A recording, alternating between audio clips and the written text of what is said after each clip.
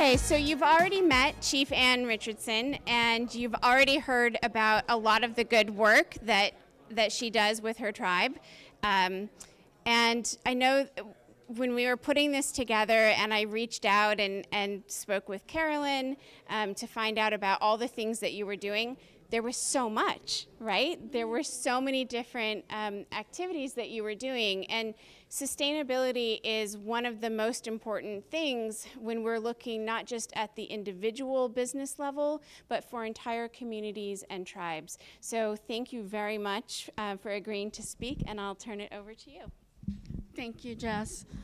So good morning again, everyone. And one thing that I'm going to be talking about is the work with tribes. So I'm going to be gearing what I have to say to tribes.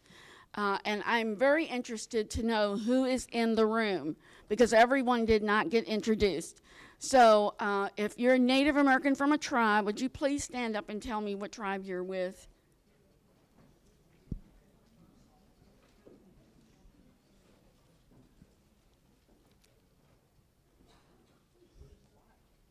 Okay, all right. So I'll start over here. What tribe are you with? I know you're with Lumbee because I can tell by the way you talk. I'm housing director Brad Locklear from Lumbee Tribe, North Carolina. So we operate for profit as well as, so we're a buyer and seller at the same time. Okay. We do have Tribal 8A companies. Hello. Brad took my spiel, but I'm Matt Roller. I'm legal compliance officer with Lumbee Tribe. Okay, great. I'm Sharon Hamer. I'm Yupik. I'm from remote Alaska, a tribe called Akiak Native Community north of Bethel, and I'm happy to be here. My name is Olivia. Same thing, Akiak Native Tribe, Yupik. Next one here. Eric Cheek, base contracting, Comanche Nation protocol. Stephen Hardy, Nottoway Indian Tribe of Virginia, based out of Hazelton, Virginia. Okay, this is the chief. Turner, represent our sister tribes, the Keokapani tribe and the Wollaston and Surrey side of the James. Shireen Waterlily, Mattapana. Priscilla Maynard, Lumbee. Deborah Goodyear, founder and CEO of Weber Consulting System, Wakanoya. Nakomis Costello, Mattapana. My name is Cameron Anderson. I'm a member of the NCAIED Nation. My name is Nina Begay, and Napa. Chief Anderson, chief and last of the nation. My name is Tim Emery. I'm the tribal administrator for the Nansemond Indian Nation and proud member of the Eastern Chicago. Nikki Bass, Nansemond Nation. Colby Burnham, Alaska Native, Aleutian, and from Inukshuk, Alaska. My company is Akira Corporation. Susan Jenkins, I'm Delaware Lenape and also Cherokee Nation and CEO of Native American LLC. Okay.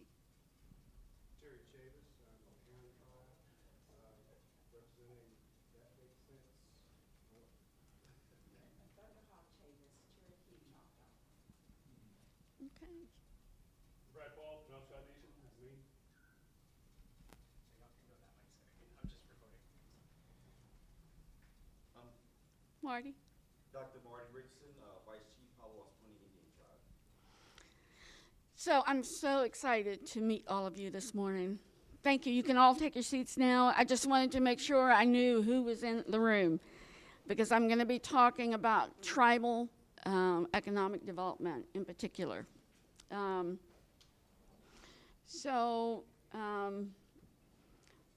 me just say this. As a tribe, we look at the long-term development of a tribe. So it's not something that we're going to run out and start up a business doing X, Y, Z. We look at the long-term effects of that business over a 100-year period for our tribe. Everything that we do is about long-term sustainability of our tribe, survival of our people, and economic viability of our people. And so as a nonprofit, Marty, as we were talking at dinner last night, we began to build relationships with partners with educational institutions that could come in and help us develop business plans, train our people, marketing studies, and get lots and lots of free education that is out there.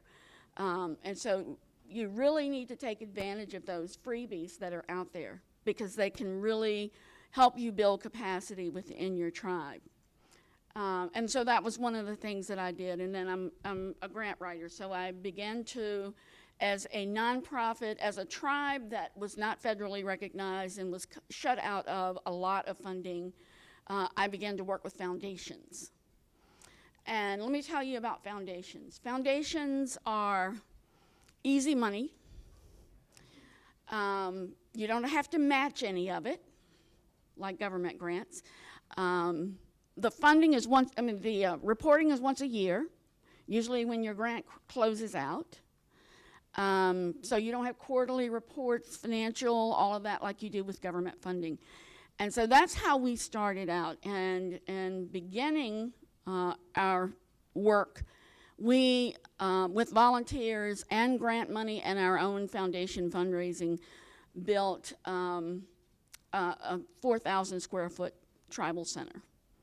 Because we realized that our elders were dying, and with that, we were losing our traditional knowledge and culture and history. And so we had to figure out a way to recapture that before people began to die off, and it was all lost to us. And so that's how we began. And as a coalition of tribes here in Virginia, we went in for state recognition in 1983. And then for federal recognition, which we received in 2018. Upon receiving that recognition, I already, because of the work that I had been doing for 20 years prior to that, I already had plans for a subdivision, a tribal subdivision, a retreat center, and our cultural programs at our cultural center. And so we had began to start some of the cultural programs at the cultural center, but we had not started any economic development. So when we got federal recognition, the cultural programs were the #1 thing that we wanted to address with the funding that we received. Well, who knew that we would have a pandemic? Because when tribes get federal recognition, they're poor as a church mouse until they can gather some funding from these federal agencies for the programs that they're running. We were able to get money through ARP and CARES Act and all of that. I call them dumps from Washington into our account, and that catapulted us into looking at ways that we could sustain revenue into our community. And part of the history and the cultural knowledge that the programs that we were running was about conservation of land, because that's, as a tribal person, you already know, that's the way we think. And so I began to start looking at ways that we could get our land back. As you all know, land is extremely important to tribes. We were landless tribes. We bought 160 acres of our own land back that was previously our reservation, and that's what we built our tribal center on. And so what you see here is a picture of a historic 4-mile feature on the Rappahannock River, which is the river we were on, named for us. And it's a place where Captain John Smith first met the tribe, and we first defended our homeland against the colonials.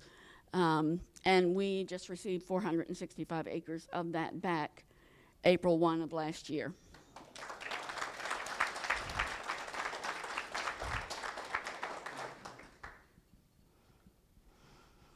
This structure that you see was the home of 3 chiefs, and I'm a 4th generation chief in my family, so this was the home of 3 chiefs, and the center of political struggle and battle and fights for about 60 years of our tribe's history.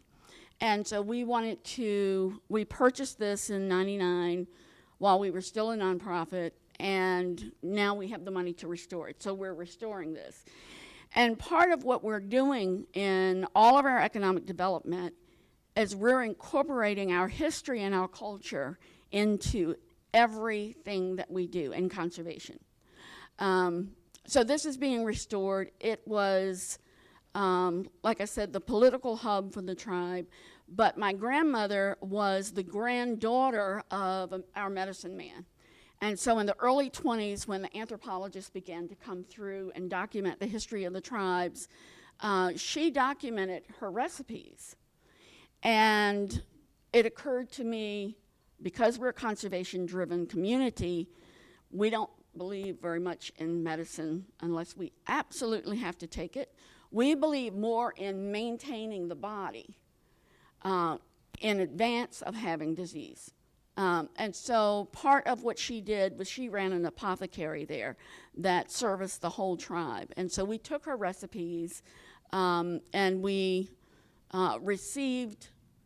worked through the medical center at Virginia Commonwealth University, and they analyzed her medicinals.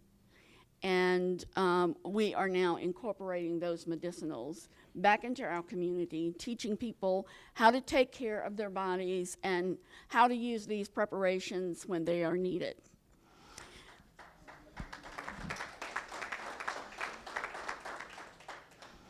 And so in doing all of these things, we had plans that I had done 20 years ago for some of this stuff. But your planning is so important, because the one thing that we recognize that, as Ms. Bass was talking this morning, we had a diaspora as well of people who went north because of the number of barriers here it was to education due to the racism here. We made a collective decision in our tribe as to who would go north, what families would go, and they would become educated and they were able to get jobs because we couldn't get jobs here. And then those families sent money back here to that location so that we could hire lobbyists and attorneys to fight for our recognition and the acknowledgement of our identity in Richmond at the General Assembly. And so it was years of planning. And in fact, our travel center was planned in 1921. And we had all the documentation of the planning from the council, and we actually used that in the design of the building. This as well, so that is so important to not only your project and making your project successful, but it's so important that you have an accountability to your community. It's not like we're out here doing a business and we're marketing to everybody. We're marketing to our families and the people that we love and the people who love us. And so there's an increased accountability to what we do. And so we decided we were going to contact everybody. Now that we have Zoom, we have all of our members get to come online, and we set up work groups for our strategic plan and from the different age groups. And everybody gave in their ideas of where we wanted to go. And so we went through the discovery phase, the discussion phase, and the decision phase. And it was a year-long process, but it was so beneficial for so many different reasons that we learned all about our community. So I would encourage you, if you haven't done that, please do that. And then we had, at the end, a bunch of feasibility studies that needed to be done. These feasibility studies are extremely important because they're kind of your roadmap of what you can and you can't do.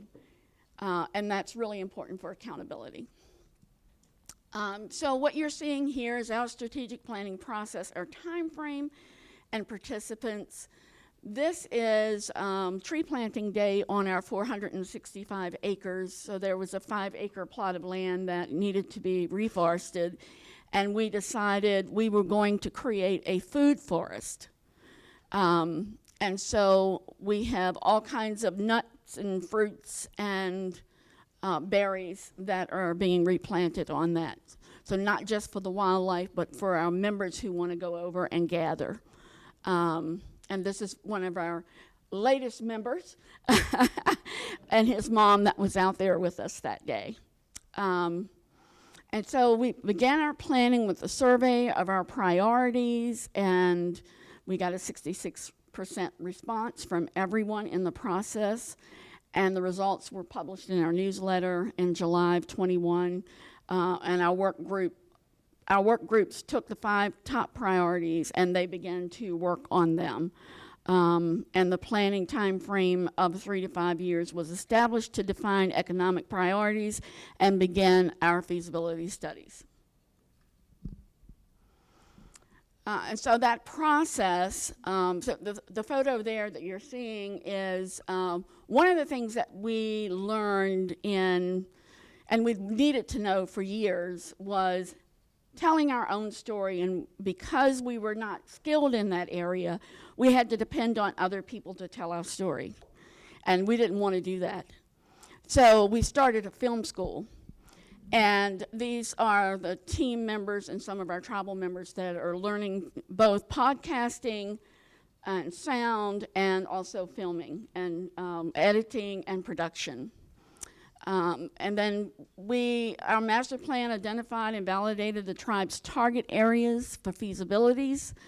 And so we've had a lot of that done. 3 broad programs, areas were established to build sustainability. And one was commercial enterprises, which Carolyn is taking care of for us. Cultural tourism.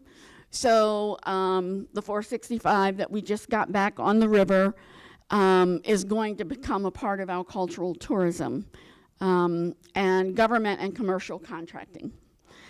Studies are currently underway to determine feasibility for projects in the commercial enterprises category involving market research, technical feasibility, and regulatory environment. So very, very important for the foundation of any work that you're going to do to build economic sustainability. This is my tribal council. And so we begin involvement more with the community and bringing them in for setting up committees for these various things that we work on. Tribal council has, as Marty knows, and Chief Anderson, it's just overwhelming, the responsibility and the work for tribal people, tribal council people. And so we set up these kind of committees to help mitigate some of that and take some of that heavy lifting off of them. So our progress reporting to tribal council every month, monthly reports, quarterly meetings with tribal council and staff, bringing that together, those relationships, building trust in the employees that we have. Internal quarterly goal tracking record, and so each department is responsible for tracking the progress of those departments, along with, according to the goals in our master plan, strategies for each goal, priority completed, plan completed, dates, status and obstacles, strategies to overcome obstacles. We've gotten really good at that. And so for all of the projects that we have going, all of these things apply, and they will apply to yours as well. Economic sustainability. And so one of those things, Marty, again, is powwow. Powwow is the way that we can build economic sustainability within our community. It incorporates our culture. It creates a place for people to gather, your people, and to build relationships with the public and outside people. Communication is critical. I'm going to tell you something real quick here, and you have to tell me, Carolyn, you have to tell me when to shut up. But communications, and I didn't realize this, I was thinking in communications in my mind was about how well our staff communicated with our council and keeping our council informed and sending our newsletter out to our members and keeping our members informed. But when we began to raise large amounts of money, like millions, I realized the critical importance of communications with the exterior. So when you go and you get $1 million grant or a $2 million grant from someone, they want to be communicated with. They want to know how you're progressing, and because you're not required to give them quarterly reports like the government, it's important to keep them updated along the way through social media and through distribution of articles, newspaper articles, any kind of awards that the tribe has received, and those kinds of things. And so that was a real new to me. I hadn't really thought about any of that. Comprehensive feasibility studies to conduct market research, technical and regulatory requirements, and financial strategies are key to ensure your success. So it's important to get your marketing and to know who your market is, what you can give your market in terms of purchase power, because that financial strategy is going to ensure your success. We've done branding. We're still in the process of doing branding because each of the projects that we are doing now requires its own brand through our LLC. Well-defined feasibility studies are essential to define project requirements prior to developing solutions. So it gives you a jumping off point to say, okay, so this is a problem. This is how we plan to address that problem and mitigate those issues. Accountability through the process. So that goes into the reports to our funders and also to our tribal council and our members. Commitment to achieving short-term and strategic goals. And Carolyn can tell you about my 2 and my 3 o'clock a.m. emails that I send out to staff people, because that's when I can think clearly. And I have a list of things every day that need to be done. And instead of me trying to remember to tell everybody the next morning, I just send the emails while I'm thinking about it. These are the chiefs that are involved with the Tribal Nations of Virginia conference. So this conference, we started in 21. Our tribe started this. We raised the money. We pulled in all of the tribes, and we started looking at, first of all, as tribal people, we had to educate. So we've spent our whole lives trying to educate legislators and agency heads, and it goes on and on and on. And so this was a way of highlighting the history of the Virginia tribes and their legal treaties that have not been abrogated, and to let these state agencies understand what sovereignty means, that they now have 7 sovereign nations in the state of Virginia, and what that's going to mean for them as well as us. So we hosted that the first year, and we've hosted it, this will be coming up the 3rd year. It's on September the 14th in Richmond at the Crossings. And you can go to www.sovereignnationsofvirginia.org, and you can get all the information on that. We bring in resources for the tribes, kind of like this, but in all the different areas. So economic, cultural, and environmental sustainability is embedded in each program area that we pursue. Planning time frame of 3 to 5 years focuses our efforts on building long-term programs for our citizens, and recognition that sustainability is a process and not an endpoint. That's really important to remember when you're working especially with tribes. So our success stories, this is a photograph of our drum, the Mascapel drum, and this was at the April 1 celebration of the acquisition of the 465 acres. And Secretary Holland came and celebrated with us. Let's see. And we celebrated a milestone of a centuries-long quest to return our homeland to the river known as Fawn's Cliffs. We acquired 10 acres of land near the tribal center for a vegetable garden to provide training and sustainable agricultural practices. The garden will provide fresh food for the tribal community.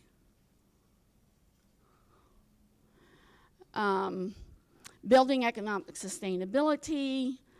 We have an agribusiness. This is our garden at the tribal center, and this is our agribusiness here. And I also remembered when on the last slide, we are also setting up a cultural environmental education center. And that is to teach environmental groups, children, college kids, about indigenous conservation methods and philosophies and ways of thinking about how important the land is and these natural resources are to our survival as human beings. That if we don't do something about it, we all cease to exist on the land. Success stories about our Return to the River program, which is really a leadership program, but is taking our tribal youth and teaching them traditional river stewardship and the culture of the river and their traditions, turning that into an ecological tourism project that will be managed by our youth and young adults. And this is training them to take over what we're doing today. We just purchased a dental clinic, which is going to expand dental services to our tribal citizens, and it will also generate revenue and create jobs. And that's the Sovereign Nations of Virginia annual conference as well. This year it's on green sustainable economic development. And then Carolyn has taken us into the whole world of SAM and federal contracting, and she's done a great job with all of that. It was something I didn't know very much about, and so this is what she has laid out for that program. And so we participate in industry days and conferences and webinars to gain information on federal requirement opportunities that are available to tribes. So, it's been a pleasure to be with you, and if you want information from me or Carolyn, there's our contact information. And I am honored to have been here with you today, and I can't wait to see all of the things that these tribes have in mind for their communities. So, and I'm a resource if you ever need me, you know that. Okay, thank you.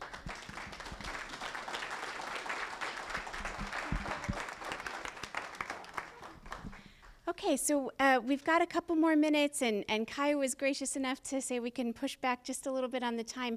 I'd love to take the time to offer a little Q&A. So, and unfortunately, our other mic stopped working, so we're trying to adjust. But maybe if you can just repeat the audience questions back, so our streaming audience can hear it too. Okay. Thank you. Good morning, everybody. I'm on the buy side, so I work for Fannie Mae. Some of you may have heard of that particular enterprise. But I'm very curious that you're getting your 8A certification. What are you looking to sell? Well, right now we do a lot of different things. We're doing conservation at the top of our game. We're doing education. We are also doing conference planning and management.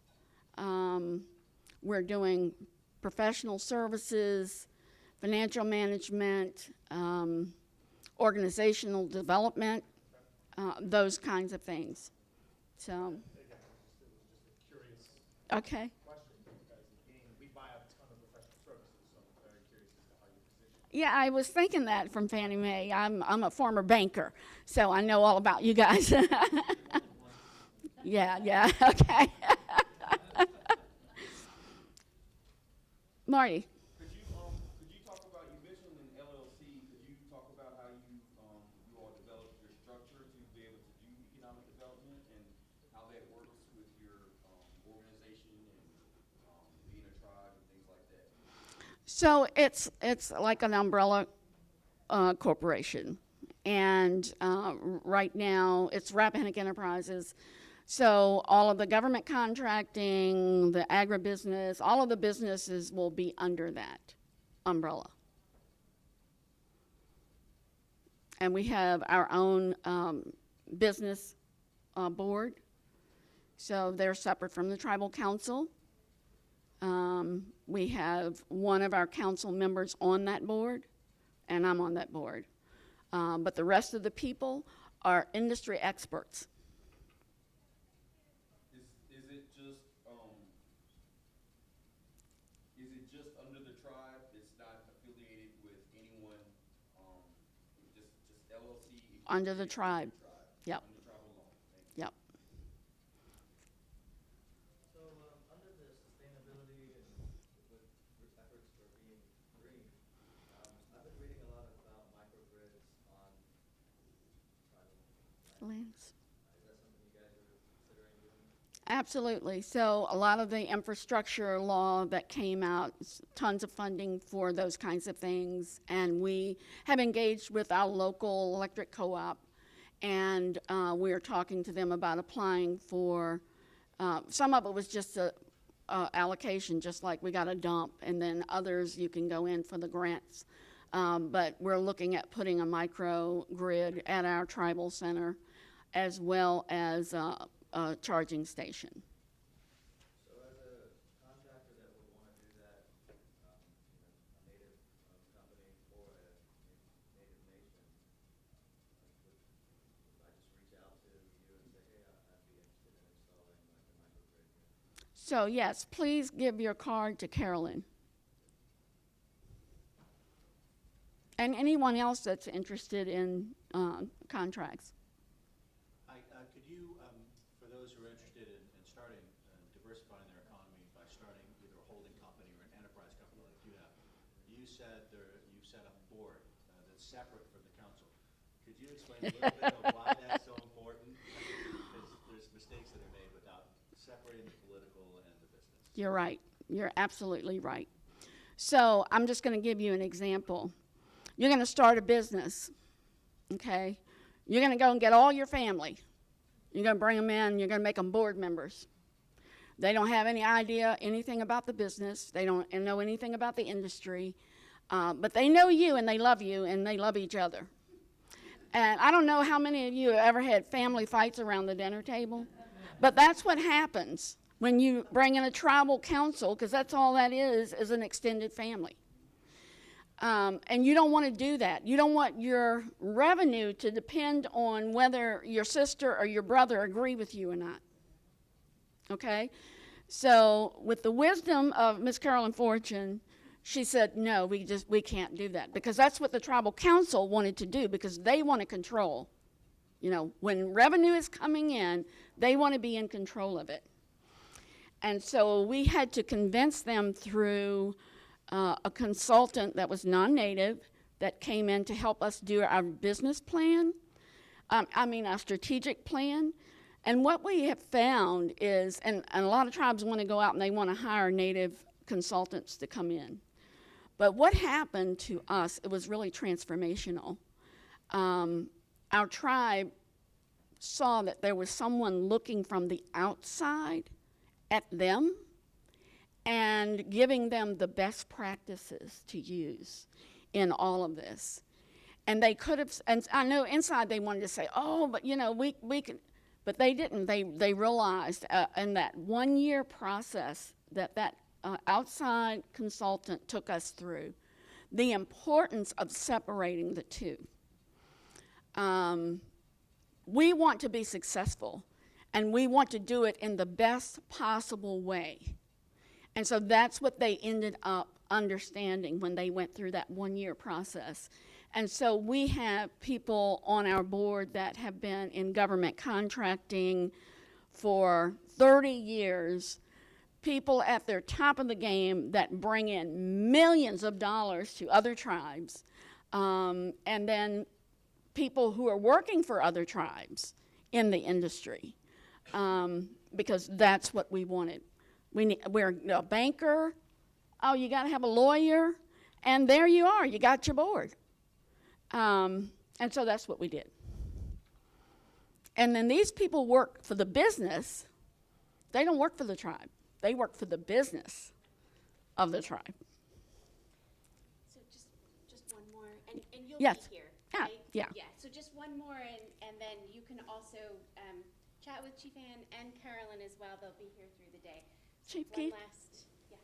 Chief Ann, we understand the importance of keeping both of those entities separate, but at the same time, how do you foster respect and open communication between both groups? So we do that because I'm on the board. And one of my very ex-military colonel is on the board with me, who is excellent at all of it and has overseen contracts for 35, 40 years for the military. And so they highly respect the fact that we're on the board. And we give our input, and decisions are made based on what's best that comes out of that group. So it's not the tribe trying to control what's going on, because these industry experts can tell us what the best practice is. So we make decisions based on those best practices, and that's how you become successful. Did you have? Yes, I did. I thought I didn't stand a chance because Keith is bigger than me. Oh, okay. Chief Ann, good to see you. Leroy Harden, Nottaway Indian Tribe of Virginia Council. Oh, Leroy. Yes, it's me. I know. So, with your agribusiness, your source for funding that, was it federal money or state dollars? Or your another source? Agribusiness.